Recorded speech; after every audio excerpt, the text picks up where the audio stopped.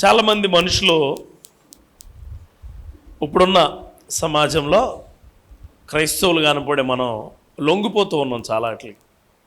దేనికి లొంగిపోతూ ఉన్నాం? చాలా వాటికి. వేటికి? తిండికి లొంగిపోతున్నాం, బట్టలకు లొంగిపోతున్నాం, ధనానికి లొంగిపోతున్నాం, వ్యసనాలకు లొంగిపోతున్నాం, చాలా వాటికి లొంగిపోతున్నాం. కానీ బైబిల్ వీటన్నిటి నుంచి పారిపోమని చెప్తుంది. ఏం చెప్తుంది? పారిపోండి అని చెప్తుంది. కానీ బైబిల్లో మనిషి పారిపోలేదు, దేవుడికి లొంగిపోయాడు. దేవుడికి స్తోత్రం కలుగును గాక. అంటే లొంగిపోవడంలో మంచి మజా వస్తుంది, చాలా మజా ఉంటుంది లొంగిపోవడం. ఎలా అంటే టీవీ చూస్తూ దానికి దాసోహం అయిపోతూ రోజు టీవీ చూస్తూ దానికి లొంగిపోయారు. మంచి మజా, మంచి మజా.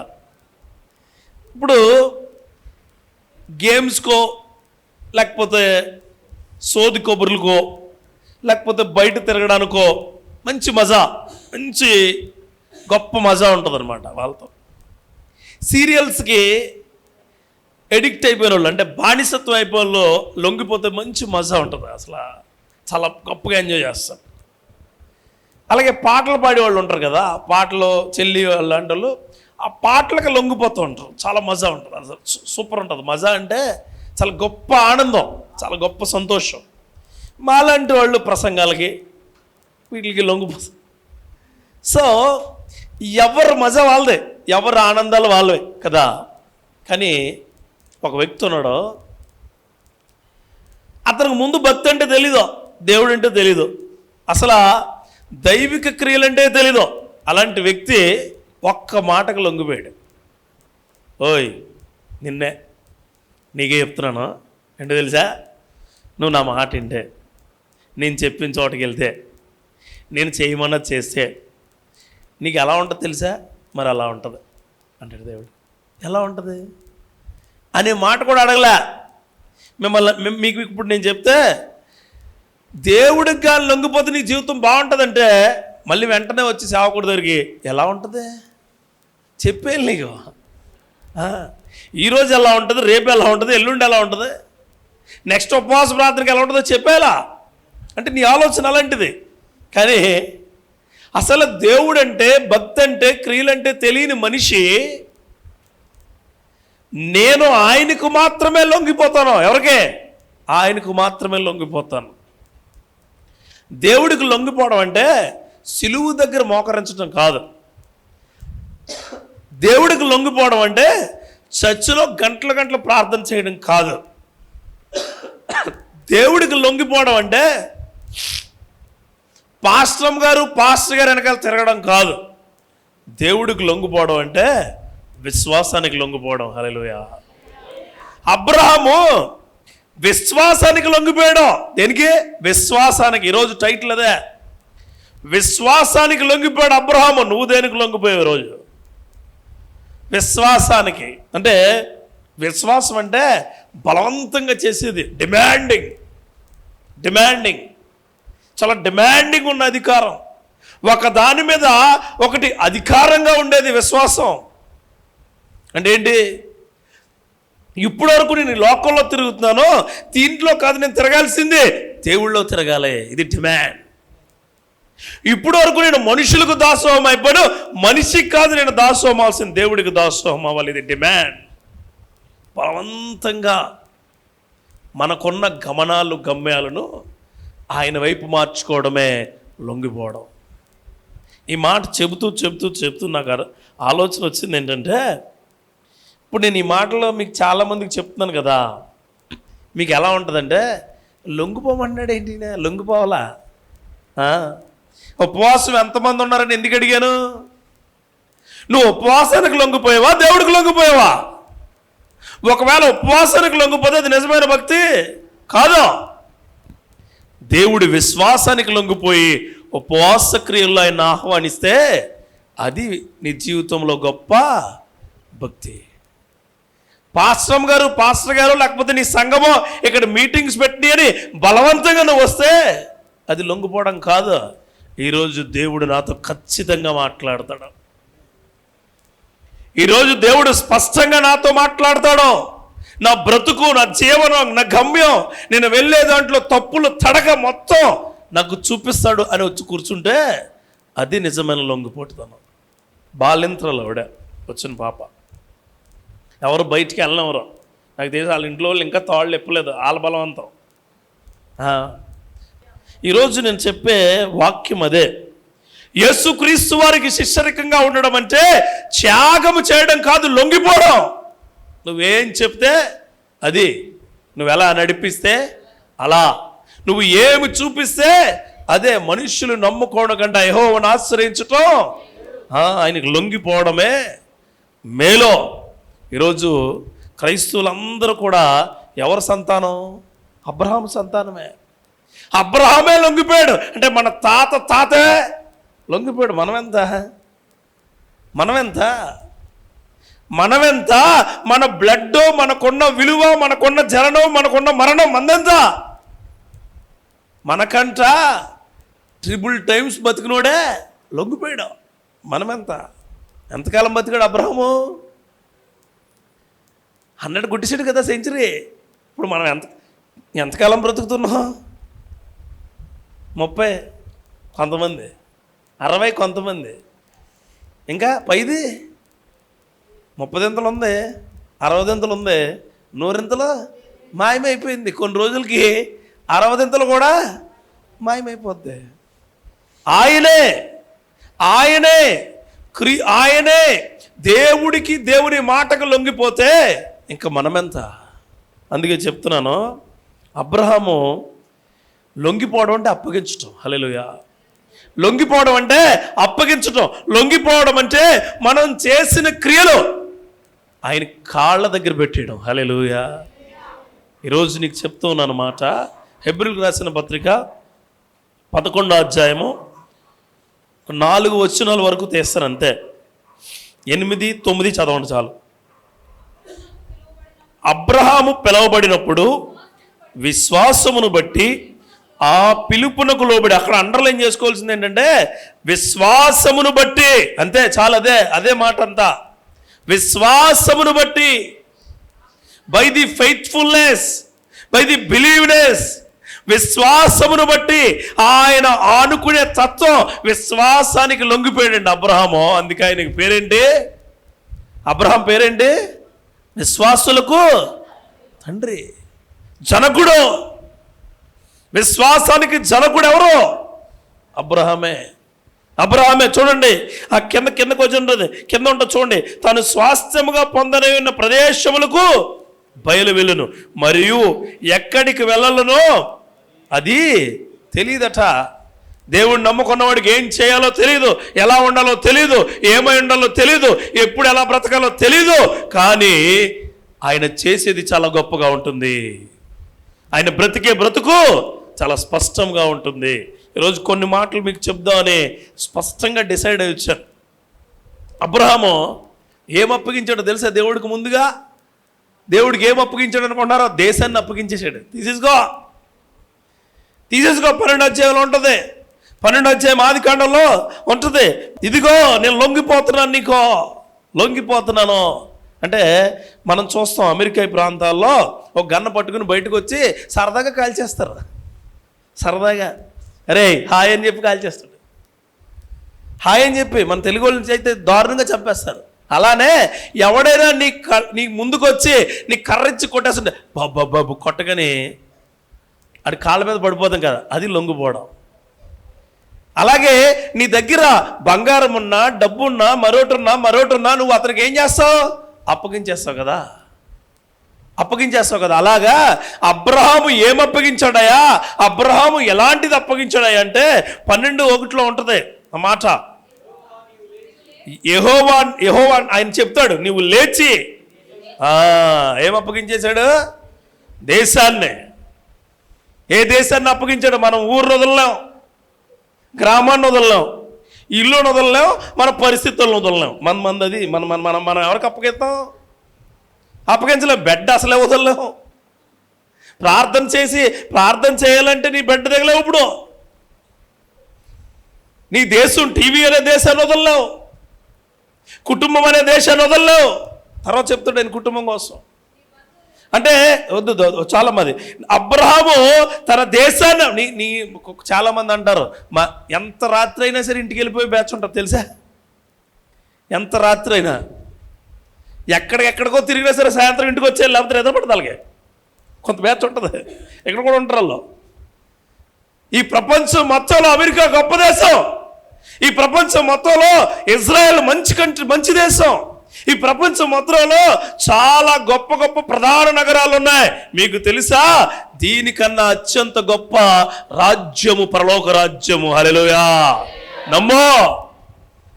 అబ్రహాము తన దేశము, తను అనుకున్న దేశము, తను జన్మించిన దేశము, తన జనకులో ఉన్న దేశము, తనకున్న ప్రపంచమున్న దేశాన్ని వదిలి ఏమయ్యాడు, ఈ దేశం నీది ప్రభువా అని నువ్వు చూపించే దేశానికి వస్తాను నేను. ఈరోజు ఖచ్చితంగా పరలోక రాజ్యానికి నువ్వు రావాలంటే నీకున్న దేశాన్ని వదిలిపెట్టాలి. ఏదైనా సరే, ఎంత పెద్దదైనా, ఎంత గొప్పదైనా సరే, ఎంత శ్రేష్టమైనదైనా సరే, ఎంత గొప్పదైనా సరే. గుర్తుపడిన అపోస్తుల కార్యాల్లో ఉంటుంది 7వ అధ్యాయంలో. ఒకసారి తెస్తారా? ఎంత గొప్పదైనా, ఎంత శ్రేష్టమైనదైనా అక్కడ పౌలు గారు చాలా నొక్కి చెప్తున్నాడు ఆ మాట. 7వ అధ్యాయం 2వ వచనంలో చదవండి. అందుకు చదవండి. 7వ అధ్యాయం 2వ వచనం చదవమ్మా. స్టెఫన్ చెప్తాడు ఏమనంటే,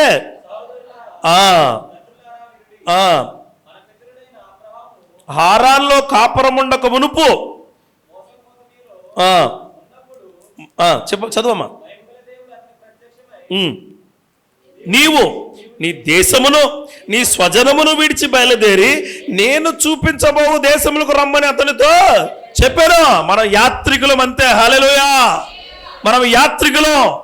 మనం ఏర్పరచుకున్న బంధాలు, మనం ఏర్పరచుకున్న సంబంధాలు, మనం ఏర్పరచుకున్న ఈ ప్రయాణాలు మనతో ఉండవు. అందుకే ఉపవాస ప్రార్థనలు, అందుకే మనం అన్నీ ఆయనకు అప్పగించుకోవడానికే. నువ్వేదో గొప్ప భక్తి చేసేసి పొద్దున్న సాయంత్రం వరకు మళ్ళీ ఓ మాట మాట్లాడతారు ముందు కట్టికో. ఏమి ముట్టుకోరు, బైబిల్ అసలే ముట్టుకోరు. ఇది కట్టిక ఉపవాసం. గుర్తుపెట్టుకోండి, ఏమి ముట్టుకోవడం కాదు, నీకున్నాయన్ని ఆయనకు అప్పగించి ఆయనకున్న వాక్యాన్ని నువ్వు పట్టుకోవాలా. దేవుడికి స్తోత్రం కలుగును గాక. అది ఉపవాసం. ఆయన వాక్యంలో బ్రతకాల, ఆయన వాక్యం ధ్యానిస్తూ బ్రతకాల. యాత్రికుడుగా ఉన్న నీవు నీ జీవన యాత్ర నడవడానికి ఆయన ఇచ్చిన అద్భుతమైన వాక్యాన్ని పట్టుకుని ముందుకు వెళ్ళాలి. ఉపవాస ప్రార్థనలంటే ఆచారం చేయమాకండి. ఉపవాస ప్రార్థనలు అంటే ఏదో 6 గంటల నుంచి 6 గంటలకు, 5 గంటల నుంచి 5 గంటల వరకు, 12 గంటలు లేకపోతే 8 గంటలు అని టైం పెట్టుకోమాకండి. చదువు, దేవుడు నీతో మాట్లాడే వాక్యాన్ని ధ్యానించు. ప్రభువా, నాకున్న దేశాన్ని నీకు అప్పగించే కృపను నాకు దయచేయి అడగాల. స్టెఫన్ చెప్తున్నాడు, హలో మీరు ఏదేదో అనుకుంటున్నట్టున్నారో అదన్నీ పని అవదో. ఏంటో తెలుసా, మన పూర్వీకుడు, మన పుత్రుడు అక్కడున్న హారానులోంచి ఓ ప్రాంతానికి వచ్చినప్పుడు దేవుడు చెబుతున్నాడు ఏంటో తెలుసా, నీకున్న దేశాన్ని ముందుగా. రోజు ఇక్కడ కూర్చున్న వాళ్ళకి చెప్తున్నాను, నీకు ఏది సొంతం అనుకుంటున్నావో, ఏది గొప్పదనుకుంటున్నావో, ఏది శక్తివంతమైనది అనుకుంటున్నావో, ఏది ఎక్కువగా చూస్తూ ఉన్నావో, ఏది ఎక్కువగా ఆలోచిస్తూ ఉన్నావో, ఏది ఎక్కువగా పట్టుకుని వేలాడుతున్నావో వదిలివేసే శక్తి దేవుడికి ఇచ్చును గాక. వదిలే. దేవుడి కంటే గొప్పదేది కాదు, లేదో. దేవుడి కంటే గొప్పది కాదు, లేదో. ఉండకూడదు నీకు. అలాంటి ఉండకుండాని శక్తి దేవుడికి ఇవ్వాలా. గుర్తుపెట్టుకోండి. ఫిలిప్పీలకు రాసిన పత్రికలో మరలా ఉదాహరిస్తాడు ఆయన. మరలా ఫిలిప్పీలకు రాసిన పత్రికలో అసలు ఏది గొప్పదిరా బాబు అంటే 33వ అధ్యాయం 20వ వచనంలో ఉంటుంది. ఏమని అంటే నువ్వు అనుకోవచ్చు, 3వ అధ్యాయము 20వ వచనం, మన పౌరస్థితి పరలోకమందు ఉన్నదే. మన పౌరస్థితి అంటే ఏంటి? నీ క్రెడిబిలిటీ, నీ శక్తి, నీకున్న అది ఏదైతే ఇంటిగ్రిటీ ఉందో అది ఎక్కడుందట? ఆ పైన ఉంది.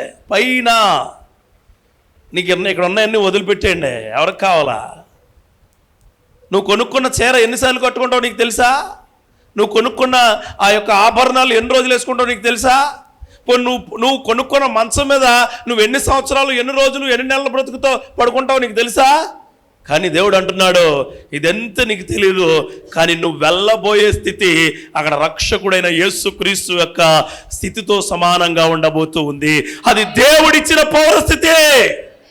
ఆ స్థితి కోసం మనకున్న పరిస్థితులన్నీ అప్పగించేయాలి ఆయనకి. తీసుకో ప్రభువా, తీసుకో, ఇది నీది, తీసుకో, ఈ జీవితం నీది, ఈ కుటుంబం నీది, ఈ క్రియలు నీవి, నాకున్నవన్నీ నీకే. అదే అప్పగించబడి. ఆయన అంటాడు, ప్రభు తను అప్పగించబడిన రాత్రి అంటే ఏంటి? ఆయన అప్పగించేసుకున్నాడు. ఆయన ఇచ్చేసి ఏం అప్పగించాడు? తన శరీరాన్ని అప్పగించాడు. ఏం అప్పగించాడు? తన రక్తాన్ని అప్పగించాడు. అప్పుడు అంటాడు, నేను అప్పగించేశాను కాబట్టే మీకు విరిచిస్తున్నాను. అర్థమైందా? ఆయనకి ఆయన అప్పగించుకోకపోతే మనకు ఆ రొట్టె రాదు. ఆయనకి ఆయన ఆ రక్తాన్ని అప్పగించకపోతే నువ్వు తీసుకుంటున్నావు కదా ప్రతి నెల, ఏంటది? ఆ ద్రాక్షరసం నీ నోట్లోనికి రాదు. ఆయన అప్పగించుకున్నాడు. ఈరోజు చెప్తా ఉన్నాను, ఈ సంఘంలో రేపుతో ఉపవాస ప్రార్థనలు అయిపోతాయి. నువ్వు ఏం అప్పగించుకున్నావు చూసుకో. ముందుగా చెప్తున్నాను, నీ దేశం అనబడేది, నీ కుటుంబంలో బాగా హయ్యర్ ప్రయారిటీ ఏదైతే ఉందో, నువ్వు ఏదైతే గొప్పగా అనుకుంటున్నావో, నీ కుటుంబంలో ఏదైతే శక్తివంతమైన అనుకుంటున్నావో, అది ఎవరికి అప్పగించాలా? ప్రభువుకి అప్పగించే. నా జీవితంలో నేను కూడా ప్రభువుకి చాలా అప్పగించాను. అప్పగించేసి మళ్ళీ చూడకూడదు దాని వైపు చూడకూడదు. ప్రభువా ఇది నీది. ప్రసంగాన్ని కూడా ఆయనకు అప్పగించి వస్తాను నేను. హల్లెలూయా. ఆయనకు అప్పగించి రావాలా. ఈ పాట నీది, ఈ ప్రసంగం నీది. ఎక్కడ దూరదేశాన్ని ఉంటున్నట్టుంది ఆవిడ. ఇందాక పాట పాడే అన్నీ చెప్పింది. అవన్నీ చెప్తుంటే మీకు చిరాకు రావచ్చు, ఇబ్బంది రావచ్చు, కానీ ఆయన ప్రభువుకు అప్పగించుకుని చెప్పింది ఆ మాటలన్నీ. దేవుడికి స్తోత్రం కలుగును. వినాలా? వినడానికి కొద్ది ముందు పెడితే బాగుండేది, వినేవారు కదా. చూడండి, నిజమే నిజమే నిజమే. ఎప్పుడు పెట్టినా వినాలా. దేవుడి క్రియలతో, దేవుడి మాట ఎవరు చెప్పినా ఏం చెప్పినా నీతో ఏదో విధంగా మాట్లాడినట్టుగా ఉంటుంది. అందుకంటున్నాడు ఆయన, మన పౌరస్థితి ఎక్కడుందట? అక్కడ ఎవరున్నారట? యేసుక్రీస్తు ఉంటాడు. ఒకవేళ టీవీలో నీ స్థితి ఉంటే ఎవరుంటారు? కరెంటు బిల్లు కట్టించుకుని వాడు ఉంటాడు. తిండిలో నీ స్థితి ఉంటే ఎవరుంటారు? డాక్టర్ గారు ఉంటారు. డబ్బు సంపాదించడంలో నీ స్థితి ఉంటే ఎవడుంటాడో? దొంగోడు ఉంటాడు. చీరల కొండలో నీ స్థితి ఉంటే ఎవడుంటాడో? అప్పులోడు ఉంటాడు. సంపాదన క్రియలతో నువ్వు ఉంటే ఎవడుంటాడో? నీ బంధువులు అందరూ వచ్చేస్తారు నీ చుట్టూ. కావు ఎందుకు? మంచి మాంసం దొరుకుతుంది కదా నీ దగ్గర, మంచి జరుగుతాయి. ఎప్పుడైతే ఇవన్నీ నీ నుంచి దూరమైనయో, కరెంటు పోతే దెర్ ఇస్ నో టీవీ, నువ్వే మిగిలిపోతావు. చూసుకో. ఒక్కసారి కరెంటు పోతే, ఆ లైన్ కట్ అయిపోతే ఏమైంది? టీవీ నువ్వే, బొమ్మ ఉండదు. దెర్ ఇస్ నో బొమ్మ, దెర్ ఇస్ నో పిక్చర్. బొమ్మ ఉంటుందా? ఉండదు. దొంగ ఒకసారి దొంగిలించకపోతే అమ్మో రికవరీ చేసిన బంగారం కూడా నీకు రాదు. గుర్తుపెట్టుకోండి. మధ్యలో చాలా చేతుల్లో అవన్నీ మారిపోతుంటాయి. ఒకవేళ డబ్బే నీ గొప్పతనం అనుకుంటే బంధువులందరూ వచ్చి ఎక్కడ లేని ప్రేమ అక్క అంటది. అప్పటి వరకు ఏమందో? చెల్లి, అన్నా, తమ్ముడు, నువ్వు చిన్నప్పుడు నేను ఎత్తుకుని పెంచానమ్మా. ఎప్పుడు ఎత్తుకోదిమే. నువ్వు చూడవు కదా చిన్నప్పుడు, బోల్ చెప్పుద్ది బోల్డు. ఎప్పుడైతే ఒక్కసారి నువ్వు ప్రేమ పొంగిపోయి, క్రీస్తు ప్రేమ నీలో ఉండి, క్రీస్తు శక్తి నీలో ఉండి, అబ్బో ఎక్కడ లేని ప్రేమంతా వచ్చేసి మా అక్కే అని ₹1,00,000 ఉంటే ఇంకో ₹1,00,000 అప్పు చేసి ఇచ్చిన తర్వాత ఎగిరిపోతారు. కలేబురం ఉన్నంతసేపు ఉంటాయి కాకులు. ఒక్కసారి కలేబురం అంతా వెళ్ళిపోయిన తర్వాత తుమ్ములు, బొయ్కులు, నక్కలు వచ్చి తింటాయి. మిగిలినవన్నీ వెళ్ళిపోతాయి. కానీ మన క్రీస్తు, మనం నమ్మిన క్రీస్తు, మనకు మాట ఇచ్చిన క్రీస్తు, మనకు వాగ్దానం ఇచ్చిన క్రీస్తు, ఆయన ఒక్కసారి నమ్మితే ఆయన అంటున్నాడు, నీ కరెంటుతో పని లేదు, నీ బీరువాతో పని లేదు, నీ నగలతో పని లేదు, నీకున్న స్థితితో పని లేదు, నీకున్న బట్టలతో పని లేదు, నీకున్న దేనితో నాకు పని లేదు. నేనే నీకు పౌరస్థితిని ఇవ్వబోతున్నాను. హల్లెలూయా. నేను నీకు తగిన స్థితిని, తగిన స్థాయిని ఇవ్వబోతున్నాను. మన క్రీస్తు అలాంటి వాడు. ఆ పౌరస్థితి మనకు రావాలని మనం అనుకోవాలా. అపోస్తుల కార్యాల్లో ఇది రాసుకుంటున్నప్పుడు నాకు చాలా గొప్పగా అనిపించింది. 5వ అధ్యాయము 29వ వచనంలో ఒక మాట ఉంటుంది. స్లోగానే వెళ్దాం. మనుష్యులకు కాదు దేవునికే మేము ఎవరంటారు? పేతురు, అక్కడ ఉన్న వాళ్ళు అందరూ అంటారు. ఎవరికి? మనుష్యులకు లోబడ్డాం. మనుషుల మీద మనుషుల మీద దృష్టి పెట్టకండి, ప్రేమించండి అంతే. మిమ్మల్ని ద్వేషిస్తే వదిలేయండి. మిమ్మల్ని ద్వేషిస్తే చూడండి, కీర్తన మొట్టమొదటి కీర్తన నీకు ఎన్నిసార్లు ఇష్టమైతే అన్నిసార్లు చదువుకో. మొదటి 2-3 వచనాలు అంతే, ఇంకెక్కువ చదవక. నీకు ఒక వ్యక్తి నిన్ను ఎంత ద్వేషిస్తున్నాడో చదువు చదువు చదువు. భలే చెప్పు తెలుసా? గుర్తుపెట్టుకో, నీ రాజ్యం పరలోక రాజ్యమై ఉండాలా. ఆ రాజ్యం కొరకు నువ్వు పని చేయాలా. ఎందుకంటే నీ తల్లినైనా తండ్రినైనా వదిలిపెట్టి రా. ఎంత స్పష్టంగా చెప్తాడండి క్రీస్తు, ఎంత స్పష్టంగా చెప్పుదు గ్రంథం మనకి. అయినా మన ఎమోషన్స్, మనకు ఉండాల్సిన ఆ యొక్క అవైలబిలిటీస్ చాలా ఎక్కువ మన జీవితాల్లో. ముందు ఆ వదిలేమని చెప్పి గ్రంథం మనకి చెబుతుంది. ఈరోజు నేను చెప్తున్నాను, ముందుగా ఏం అప్పగించాలి? మనం దేశాన్ని అప్పగించాలి. మన అనుకున్న దేశాన్ని మనం అప్పగించేయాలి. ఇది నీదయా, ఈ ఉద్యోగం నీది, ఈ కుటుంబం నీది, ఈ పని నీది, నా జేబులోకి వచ్చింది నీది, నా కుటుంబంలో ఉన్నది ఏదైనా నీదే, నా సంతోషము నీదే, నా విచారము నీదే, నా కన్నీళ్ళు నీవే, నాకు ఉన్నవన్నీ నీవే. మరి నువ్వేంటి? నేను నీవాడిని. హల్లెలూయా. ఇది నీది, నేను నీవాడిని అంతే. మనం దేవుడి వైపు వెళ్ళిపోవాలా. హల్లెలూయా. చూడండి, పిల్లలకే చాక్లెట్లన్నీ పట్టుకొచ్చినప్పుడు తండ్రి బ్యాగ్లో పట్టుకొస్తాడు. నేను కూడా పట్టుకొచ్చి, అరే ఈ నీరా, ఈ చెల్లి అని ఇచ్చే ఏముంటాయి పిల్లలకి ఇచ్చేస్తాను. అలాగే క్రీస్తు కూడా ఇవ్వాల్సిన వాళ్ళు అందరికి ఇచ్చేయి. మరి నాకయ్యా, నేనున్నాను కదా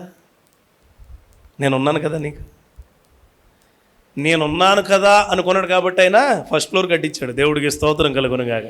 నేనున్నాను కదా అంటే ఆయన ఎప్పుడు నేను అలాగే ఉంచుతాడు. దేవుడికి స్తోత్రం కలుగునుగాక. లేదు నాకు వాళ్ళ సాయము, వీళ్ళ సాయము, ఇంకొకరు సాయం అంటే నువ్వు సాయం కోసం ఎదురు చూస్తూనే ఉంటావు. ఎలాగా? బెతస్తా కోనేరు దగ్గర కూర్చుని ఆడు అనేక సంవత్సరాల నుంచి కాల్ముక్త బాంఛన్ అన్నాడు కదా. అలా కాదు మన పౌరస్థితి ఏది? పరలోక రాజ్యం. ఆ స్థితి కొరకే నువ్వు ఈరోజు ఉండాలి. అందుకే చెప్తున్నాను, ఉపవాస దినాన నీ హృదయమానికి అదే నీ దేశం అప్పగించే. ఇంకో మాట చూడండి, అంటే నువ్వు అనుకోవచ్చు, చాలామంది రోజుల్లో ఇల్లుందా, ఇల్లు బాగా డబ్బు ఉన్న వాళ్ళు ఇల్లు అని అడగకూడదు. ఎన్ని ఉన్నాయి? అమలాపురం ఒకటి, ఇక్కడ హైదరాబాద్లో ఒకటి, అక్కడ 4 సైట్లు, ఇక్కడ 5 సైట్లు, అలా చెప్తారు కదా. అప్పుడు నువ్వేం అడగాలి తెలుసా? ఇంకెక్కడైనా ఉందా? ఇంక లేదా? నాకుంది. ఎక్కడ? పరలోకం. తమ్ముతో చెప్పండి ఆమె.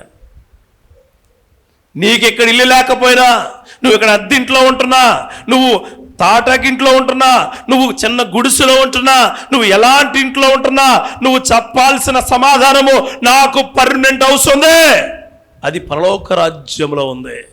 నా దేవుడు ఆ రాజ్యాన్ని నాకు ఇచ్చి ఉన్నాడు. హల్లెలూయా. ఇది మొదటిది. రెండోది దాంట్లోనే ఈ అపోస్తుల కార్యాల్లో 7వ అధ్యాయం 3వ వచనంలోనే ఉంటుంది. ఫస్ట్ ఏం అప్పగించాలండి? ఏం అప్పగించాలి? మొట్టమొదటిగా ఏ దేశం? నువ్వు అనుకున్న దేశాన్ని ఎవరికి అప్పగించాలా? దేవుడికి అప్పగించు. ఎందుకు? ఆయన తీసుకుని నీకేమిస్తాడో? పౌరస్థితి ఉన్న దేశాన్ని ఇస్తాడు. చూడండి, 7వ అధ్యాయం 3వ వచనంలోనే నీ స్వజనమును, అంటే రెండు ఏంటంటే చాలా చాలా ఇంపార్టెంట్. ఇక్కడ కూర్చున్న వాళ్ళందరికీ చాలా ఉపయోగం ఇది. అబ్రహాము తన బంధువులను అప్పగించాడు దేవుడికి. హల్లెలూయా. బంధువులను అప్పగించేసాడు. లొంగిపోవడం అంటే అప్పగించడం. గుర్తుపెట్టుకోండి, నీకు కావాల్సినవన్నీ అప్పగించడం. చాలామంది రక్షణ తీసుకున్న ఎవరు తీసుకున్నారు ఈరోజు? రక్షణ తీసుకున్నారు. God bless you. 2 తీసుకున్నారు కదండి. మీకు చెప్తాను, చాలా చాలా చాలా చాలా పాత జ్ఞాపకాలు ఉండిపోతాయి ఇంట్లో. అవి తీసి పడేయండి ముందు. అవి ఎప్పుడైతే పడతామో అప్పుడు అప్పగించుకుంటాం దేవుడికి. హల్లెలూయా. సెంటిమెంట్ వాళ్ళు ఎవరో ఇచ్చారు, ఆయింట్మెంట్ వాళ్ళు ఎవరో ఇచ్చారు అనేసి మీరు అనుకుంటే మనం ఏమవుతాం? మనకున్న మొత్తం అంతా కూడా మెంటల్ స్టేటస్ అంతా పాడైపోద్ది. పడేలా. రెండవది ఏం అప్పగించాడు? తన స్వజనమును, అంటే తన బంధువులను ఎవరికి అప్పగించాడు? తండ్రిని తల్లిని కూడా ఆయన వదిలిపెట్టేశాడు. ఈరోజు కొన్నిసార్లు ఇక్కడున్న చాలామంది కుటుంబాల్లో, రెండో మాట చెప్తున్నాను, అబ్రహాము తన బంధువులను అప్పగించాడు. రెండోది, ఫస్ట్ దేశాన్ని అప్పగించాడు, రెండు బంధువులను అప్పగించాడు. కొన్నిసార్లు ఈ మాట చెప్పడానికి కొద్దిగా ఆలోచించాల్సిన అవసరం ఏం లేదు. అత్యంత గొప్ప శత్రువులు ఎవరో తెలుసా? మన కుటుంబంలోనే ఉంటారు, వాళ్ళు మన కుటుంబంలోనే పెరుగుతారు. మన కుటుంబంలోనే ఉంటారు, మన కుటుంబంలోనే పెరుగుతారు. నేను చెప్పట్లేదు. మత్తయి సువార్త 10వ అధ్యాయంకి వెళ్తే డైరెక్ట్గా దేవుడే చెప్తాడు. ఏమనంటే చూడండి, 10:36లో,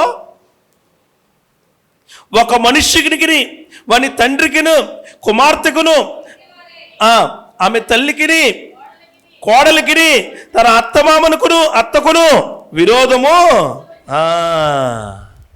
శత్రువుల్ని క్రియేట్ చేసేది వాడైతే శత్రువులుగా అభివృద్ధి చెందేవాళ్ళు మన బంధువులై ఉంటారు. అందుకే కాలు దువ్వునా, అక్క కాలు దువ్వునా, నీ ఇంట్లో వాళ్ళు కాలు దువ్వునా, ఆ కాళ్ళను చేతులను వాళ్ళను ఎవరికి అప్పగించాలా? దేవుడికి అప్పగించే, అంతే.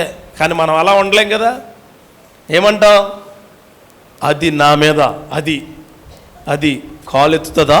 కాలు ఏదో రోజులు చూద్దాం, దానికి పక్షవాతం వచ్చేద్దా. పక్షవాతం వచ్చేస్తుందంటే నీ దగ్గర పెట్టుకున్నావు, ఇంకా దేవుడికి అప్పగించలా. అది మిడిగుడ్లు వేసుకుని నన్నే, అది చూడడం వల్ల నేను ఇలా అనగారిపోతున్నాను. దేవుళ్ళో ఉన్నవాడు ఎవడో ఎప్పుడు అనగారిపోడు, గుర్తుపెట్టుకోండి. చాలా గొప్పగా ఉంటాడు. అబ్రహాము తన తండ్రి దగ్గర చాలా ప్రేమగా పెరిగాడు. తన ఇంట్లో అందరికంటే జ్ఞానం కలవాడై ఉండొచ్చు, తన గొప్పోడై ఉండొచ్చు, శక్తివంతుడై ఉండొచ్చు. కానీ దేవుడు ఒకే ఒక మాటతో వాళ్ళకి అప్పగించి దేవుడు విధుల్లోకి అయినా వచ్చి ఉన్నాడు. ఈరోజు చెప్తూ ఉన్నాను, నీ సొంత బంధువులే, నీకు కావాలనుకున్న వాళ్ళే, నువ్వు ఎదగకూడదనుకుని, నువ్వు ఎప్పుడూ గొప్ప అవ్వకూడదని నిన్ను ఎదురు చూసిన వాళ్ళే నీ దగ్గరుంటే వాళ్ళని అప్పగించే దేవుడికి హల్లెలూయా. నిజమైన ఉపవాసం అదే. ప్రభువా, వీళ్ళు నీకు అప్పగిస్తూ ఉన్నాను. వాళ్ళ మనస్సును, వాళ్ళ మాదిరిని, వాళ్ళ క్రియలను, వాళ్ళ ఆలోచనలు నువ్వు మార్చునుగాక. మరి నువ్వేం చేస్తావు? నీ దగ్గర ఉంటా, నువ్వు నీ దగ్గరే ఉంటా. అప్పగించడం నేర్చుకోవాలండి. మీకు తెలుసా, అబ్రహాము దేవుడిని నమ్మాడు, వాళ్ళ కుటుంబ సభ్యులందరూ దెయ్యాలు నమ్మింది. అబ్రహాము ఏమో ఎవరు నమ్మారు? దేవుడు నమ్మాడు, దేవుడు మాటను నమ్మాడు, దేవుడు క్రియలు నమ్మాడు. వాళ్ళ కుటుంబం అంతా ఎవరు నమ్మింది? దెయ్యాలు నమ్మింది. దెయ్యాలంటే ఎవరు? అన్య విధానాలు నమ్మారు. యెహోషువ గ్రంథంలో ఉంటుంది 24వ అధ్యాయము 2వ వచనం, ఒకసారి తీస్తారా? రాసుకోండివి. యెహోషువ గ్రంథంలో 24వ అధ్యాయము. తొందర చదవాల, లేట్గా తీస్తున్నారేటి, ఫాస్ట్ తీయాల. మరియు యెహోషువ జనులందరితో ఇట్లా, నేను ఇశ్రాయేలు దేవుడని యెహోవా చెప్పుదేమనగా, ఆది కాలము నుండి మా పితరులు అనగా అబ్రహామునుకును నాహోరుకును తండ్రి అయిన తెరుహు కుటుంబీకులు నది యాప్రటీసు అద్దరి నివసించి ఏం చేశారట? ఇతర దేవతలను పూజించిరి. 24వ అధ్యాయమమ్మా, యెహోషువ గ్రంథం 2వ వచనం. ఇతర దేవతలను పూజించిరి అని ఉంటుంది. ఇతర దేవతలు వాళ్ళు అప్పగించుకున్నది వేరు. కానీ అబ్రహాము వాళ్ళని దేవుడికి అప్పగించి ఈయనతో వచ్చేసాడు. దేవుడికి స్తోత్రం కలుగునుగాక. నీ జీవితంలో, నీ కుటుంబంలో క్రీస్తుతో నువ్వు ఉండాలంటే నీ మీద కాలు దువ్వున వాళ్ళని, నీ మీద కత్తెత్తిన వాళ్ళని, నీ మీద మాట ఎత్తిన వాళ్ళని, నీకు ఇబ్బందికరంగా మాట్లాడిన వాళ్ళని ఎవరికి అప్పగించాలా? దేవుడికి అప్పగించి ఏదో రోజున మరలా నీ దగ్గరికి వచ్చే గొప్ప కృప దేవుడికి వాళ్ళకి దయచేస్తాడు. మనం దేవుడి దగ్గర ఉంటేనండి ఎలాంటి వాడైనా నీ దగ్గరికి వస్తాడు. ఆమేన్. మనం దేవుడితో ఉంటే ఎలాంటి వ్యక్తి అయినా నీ దగ్గరికి వచ్చి నీతోనే మాట్లాడతాడు ఆయన. అంటున్నాడు, ఇతర దేవతలను పూజించారు వారి కుటుంబీకులు. అబ్రహాంకైనా భక్తి వచ్చా? ఇతర దేవతలకు దాసోహం అయిపోయారు. నాహోరు కానీ వారి కుటుంబంలో అందరూ కూడా. కానీ అబ్రహాము ఎవరిని అప్పగించుకుని వచ్చాడండి? కుటుంబీకులేమో దేవుడికి అప్పగించి దేవుడి క్రియల్లోకి వచ్చి ఉన్నాడు. లొంగిపోలేదు ఆయన, సెంటిమెంట్లకు లొంగిపోలేదు. ఈరోజు ఇక్కడ కూర్చున్న వాళ్ళకి చెప్తున్నాను, ఇక మాటలు వింటున్న సహోదరులకు చెబుతూ ఉన్నాను, నీ భర్త మాటలకు లొంగిపోయి సంఘానికి రాలేకపోతున్నావేమో, నీ భార్య విధానాలకు లొంగిపోయి సంఘంలో కాసేపు ఉండలేకపోతున్నావేమో, నీ బిడ్డలకు లొంగిపోయి సంఘంలో ఉండలేకపోతున్నావేమో, నీ ఇంటి పక్కన ఉన్నవారు ఇంటి ఎదురున్న వారికి, లేకపోతే నీ ఉద్యోగ విధానాలకు లొంగిపోయి దేవుడి క్రియలకు సరిగా ఉండలేకపోతున్నావేమో. జాగ్రత్త, జాగ్రత్త. నీ పౌరస్థితిని కోల్పోయే క్రియ నీకు దేవుడు దగ్గర చేయబోతూ ఉన్నాడు. దాని దగ్గరికి మీరు వెళ్ళమాకండి. ఆమెను కాదు, వెళ్ళమాకండే. దేవుడి క్రియలతో చెప్తున్నాను. దేవుడిచ్చిన ఉద్దేశాలను మీకు బయలుపరుస్తూ ఉన్నాను. ఏంటో తెలుసా? నాకు ఎవరున్నా లేకపోయినా నా క్రీస్తుంటే అందరినీ నాకు చేరదీస్తాడు దేవుడు. చేరదీయగలిగిన శక్తి కలిగిన దేవుడు నా దేవుడు అని నువ్వు నమ్మితే 1 కొరింథీయులకు రాసిన పత్రిక 7వ అధ్యాయము 23వ వచనం ఒకసారి తీయండి. 1 కొరింథీయులు 7వ అధ్యాయము 23వ వచనం. మీరు విలువ పెట్టి కొనబడిన వారు కనుక. అర్థమైందా? మనం అసలు ఇప్పుడు చెల్లి దగ్గర మొబైల్ ఉంది కదా, ఐఫోన్ విలువైంది. తర్వాత మా దగ్గర ఉన్నదో 40,000 30,000 విలువైంది. ఈ మైక్ విలువైందా కాదా? విలువైందే కదా, విలువైంది. ఈ లోకంలో అన్ని విలువైనగా చూస్తాం మనం. చివరికి చెవుల్లో తిప్పుకునితో సహా నిన్ను తప్ప. నువ్వు విలువైనోడు అనుకో. ఎందుకు విలువైనోడు అనుకో? విలువైనోడికి విలువైన మాటలు వస్తాయి, విలువైన చూపు వస్తుంది, విలువైన నడక వస్తుంది, విలువైన క్రియలు వస్తాయి, విలువైన ఆలోచనలు వస్తాయి. విలువైన దేవుడికి అనుకూలంగా ఉంటాం, కానీ మన మాట విలువ ఉండదు, మన చూపు విలువ ఉండదు, మన క్రియలు విలువ ఉండవు. అందుకే అంటున్నాడు, మీరు ఏం పెట్టి కొనబడి వారట? శరీరాన్ని ఇచ్చి కొనబడేవారు మనం. హల్లెలూయా. రక్తాన్ని ఇచ్చి కొనబడేవారు, ఆత్మనిచ్చి. అందుకంటాడు ఆయన, నా ఆత్మ నీకు అప్పగిస్తూ ఉన్నాను ప్రభువా. గుర్తుపెట్టుకోండి, ఆయన యేసుక్రీస్తు వారు ఆత్మను అప్పగించారు కాబట్టే మన ఆత్మలు ఉజ్జీవింపబడుతున్నాయి. ఒకవేళ ఆయన ఆత్మను కానీ ఇవ్వలేకపోతే మనం ఇంకా దాసులుగానే ఉండేవాళ్ళం. ఈరోజు అంటున్నాడు దేవుడు, నీతో చెప్తున్నాడు స్పష్టంగా. ఏంటో తెలుసా? మనుషులకు దాసులు కాకండి. కుటుంబీకులైనా, నీ పై ఉద్యోగులైనా, కింద ఉద్యోగులైనా, సహోద్యోగులైనా, నీ చుట్టూ ఉన్నవారైనా, వాళ్ళు ఎంత గొప్పవాళ్ళైనా పాంచన్ వదిలేయండి. నా దేవుడు నాకు తోడుండగా ఎవడు నాకు అవసరమే లేదు. అది గర్వమా? నా దేవుళ్ళ గర్వమే. అది రోషమా? నా దేవుళ్ళ రోషమే. నా దేవుడి కంట గొప్పవాడు నాకు లేడు. నా దేవుడి కంట ఎవడు నాకు అవసరం లేదు. నా దేవుడే నాకు గొప్పగా ఉండబోతూ ఉన్నాడు. ఈరోజు నువ్వు అన్ని నీ జీవితంలో యేసుకు అప్పగించుకుంటావా? అప్పగించుకుంటూ ఉంటే నీ జీవితం చాలా ధన్యకరంగా ఉండబోతుంది. మొట్టమొదటిది, నీకున్న దేశాన్ని అప్పగించు. రెండవది, నీకున్న బంధువులను అప్పగించు. మూడవది, నీకున్న తీర్పును అప్పగించుకో. చూడండి, హెబ్రీయులకు రాసిన పత్రిక 11వ అధ్యాయము, హెబ్రీయులకు రాసిన పత్రిక 11వ అధ్యాయము 8వ వచనం చదవ. అక్కడ మాట ఉంటుంది, చదవండి.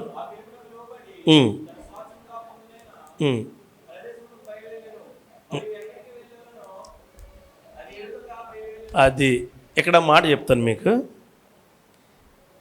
అంటే అబ్రహాము అంటే గుర్తుపెట్టుకోండి, ఉదయం లేచి ఎక్కడికి వెళ్తారు మీరు? ఉద్యోగం చేసుకున్న వాళ్ళు ఉదయం లేచి ఎక్కడికి వెళ్తారు? 9 గంటలకి. ఎక్కడికి వెళ్తారు?